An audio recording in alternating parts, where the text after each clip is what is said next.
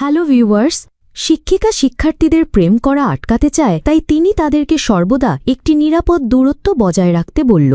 এমনকি ক্লাসের সময়ও মেয়েরা যখন ক্লাস করে ছেলেরা বাইরে দৌড়ায়, তারা এক মুহূর্তের জন্যও বিশ্রাম নিতে পারত না। এমনকি ক্লাসের পর যখন শিক্ষার্থীরা কফি পান করে, শিক্ষিকা তাৎক্ষণিকভাবে তাদের থামিয়ে দেয়, কারণ তিনি ভয় পেয়েছিলেন যে এটি গ্রোথ হরমোনকে উদ্দীপিত করবে। শিক্ষিকার এই অস্বাভাবিক আচরণের কারণে অনেক শিক্ষার্থী অসন্তুষ্ট হয়ে যায়, কিন্তু তারা কিছুই বলার সাহস করে না। যারা এটা সহ্য করতে না পারে তারা অন্য জায়গায় বদলি হয়ে যায়। সবচেয়ে ভয়ানক ব্যাপার হলো, একদিন মেয়েটি কেবল ছেলেটিকে একটি পেন্সিল কুড়োতে সাহায্য করে, কিন্তু শিক্ষিকা এটা দেখে সাথে সাথে ছুটে এসে একটি ঝাড়ু দিয়ে দুজনকেই মারতে থাকে। কিন্তু এক নতুন ছাত্রী এসে পরিস্থিতি বদলে দিল।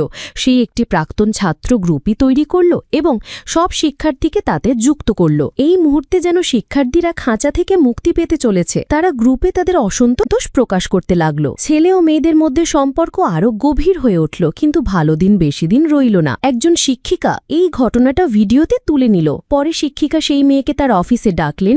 কথোপকথনের পর তিনি জানতে পারলেন যে পরিস্থিতি আরও খারাপ হয়েছে, ভালো হয়নি। নিরুপায় হয়ে শিক্ষিকা স্কুলে সিগন্যাল জ্যামার লাগালেন। শিক্ষার্থীরা তখন অসহায় হয়ে পড়ল। শিক্ষিকা এটা করেছিলেন কারণ তিনি যখন কলেজে পড়তেন তখন তার ঘনিষ্ঠ বান্ধবী প্রেম করে ছেলে দ্বারা প্রতারিত হয়ে আত্মহত্যা করেছিল। প্রিয় ভিউয়ার্স, শিক্ষিকার এই আচরণ সম্পর্কে আপনাদের ধারণা কি? কমেন্ট করে জানিয়ে দিন। আর এরকম ভিডিও নিয়মিত পেতে আমাদের চ্যানেলটি সাবস্ক্রাইব করে বেল আইকনটি বাজিয়ে রাখুন, যাতে সবার আগে আমাদের ভিডিওটি আপনার কাছে পৌঁছে যায়। ধন্যবাদ।